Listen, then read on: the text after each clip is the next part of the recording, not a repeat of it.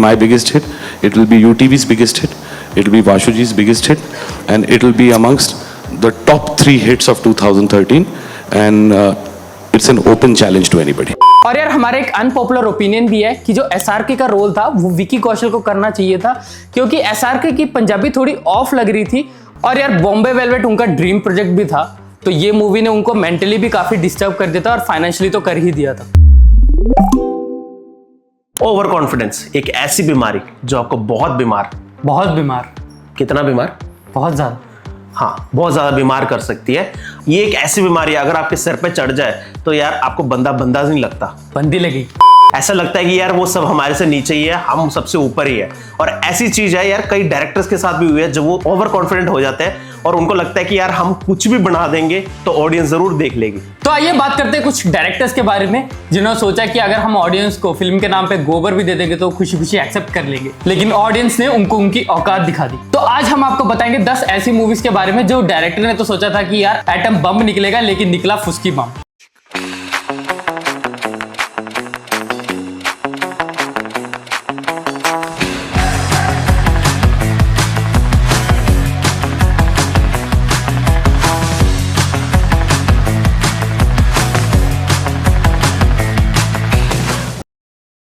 तो 10वें नंबर पे है राजकुमार हिरानी। जी हाँ, एक ऐसे डायरेक्टर जिन्होंने हमें मुन्ना भाई, MBBS, 3 इडियट्स, PK ऐसी खतरनाक मूवीज दी है, लेकिन उन्हें शायद एक ओवर कॉन्फिडेंस आ गया था कि यार मैं जो भी बनाऊं लोगों को पसंद ही आएगा।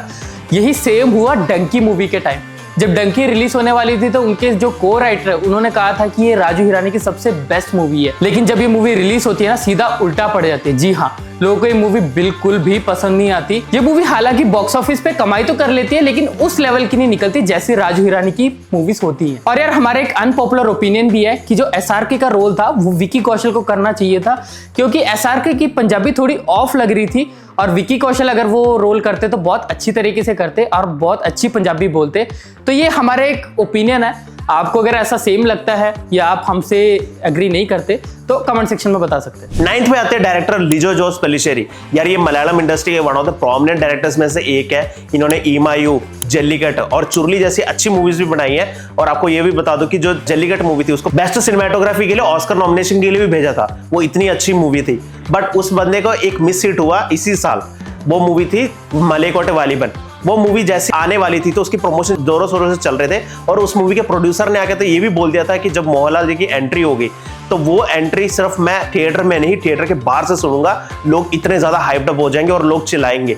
बट हुआ उसका उल्टा ही। जब भी लोग बाहर आए तो उन्होंने सीधा यही बोला क्या बोर मूवी थी, हम इवन सो गए थे मूवी के टाइम पे। बट मूवी एक क्लिफहैंगर पे रुकती है कि ताकि उसका सेकंड पार्ट बने, बट जिस तरह से मूवी पिटी थी तो हमें लगता नहीं कि यार उसका सेकंड पार्ट आएगा। 8वें नंबर पे आते हैं तमिल डायरेक्टर नेल्सन। जी हाँ, ये एक ऐसे डायरेक्टर है जिन्होंने कोलमावो कोकिला और डॉक्टर जैसी खतरनाक मूवीज बनाई है। अगर आपने मूवीज नहीं देखी तो आप इसे नेटफ्लिक्स पे चेकआउट कर सकते हैं। इन मूवीज को बनाने के बाद उनको लग रहा था कि यार अब मैं जो भी बनाऊं वो हिट ही जाएगी, इसलिए वो तलापति विजय के साथ एक मूवी बनाते हैं बीस्ट। और इस मूवी को लेके हाइप भी बहुत ज्यादा थी, इसके गाने भी सुपर डुपर हिट थे।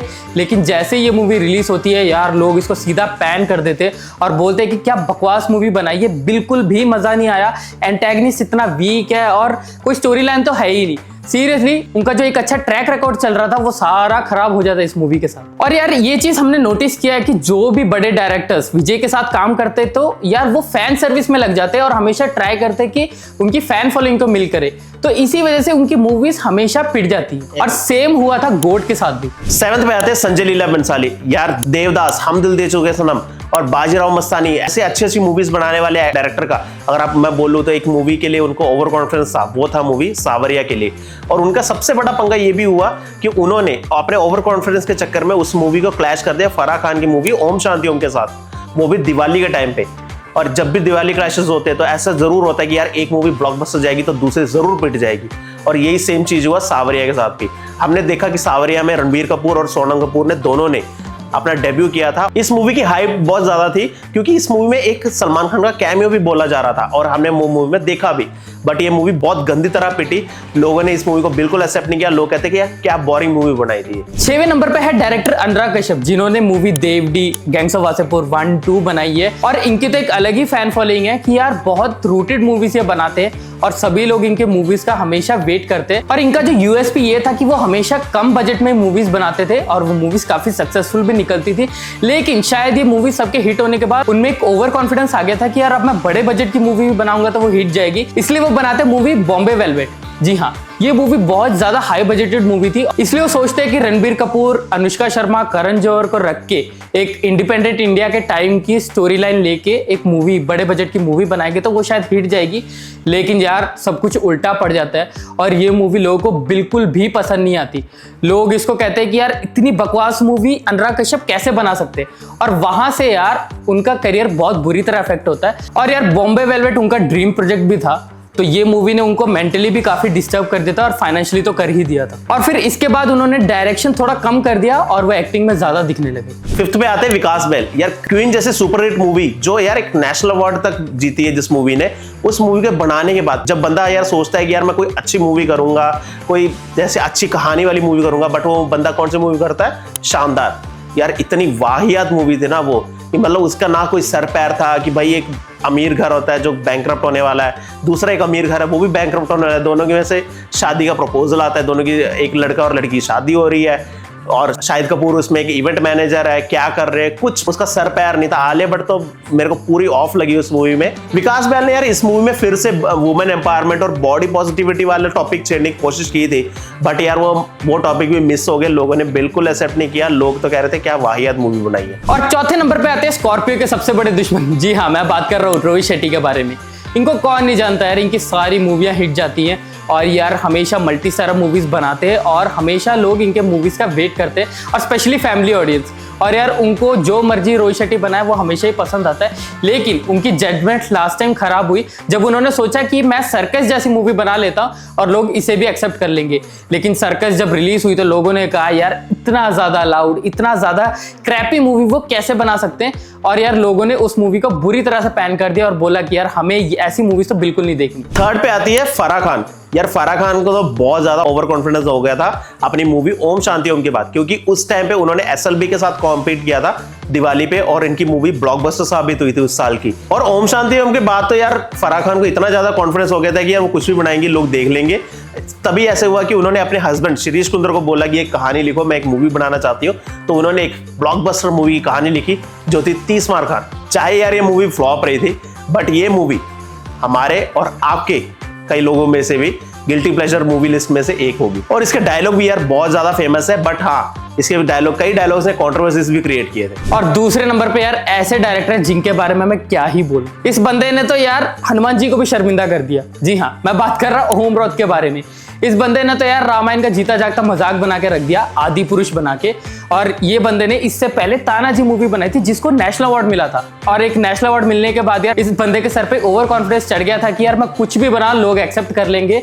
लेकिन आदि पुरुष का टीजर आते ही लोगों को यार वो बिल्कुल भी पसंद नहीं, यार कहा कि वीएफएक्स कितना ऑफ लग रहा है। और मूवी रिलीज होने के बाद तो ट्रोलिंग तो रुकी नहीं, सबसे ज्यादा ट्रोल्ड मूवी थी 2023 की। तो फर्स्ट पे आते हैं हमारे सबके प्यारे क्रिस्टोफर साजिद खान। उनका कॉन्फिडेंस तो इतना ज्यादा पीक कर गया था यार, उनको ऐसा लगता था कि वो क्रिस्टोफर नोलन को भी टक्कर दे सकते हैं। इसी वजह से उन्होंने एक ऐसी मूवी बनाई जिसके बाद तो लोगों ने यही बोला, थिएटर में जाके बाहर निकल के बोलते मजा आ गया। It was really bad. Sajid Khan should return our money. बाहर निकल के बोलते मजा आ गया। He is a very confident man in torturing people. Absolute nonsense. बाहर निकल के बोलते मजा आ गया। Sajid Khan should be banned from making the movie. जी हाँ, वो मूवी थी हिम्मत वाला।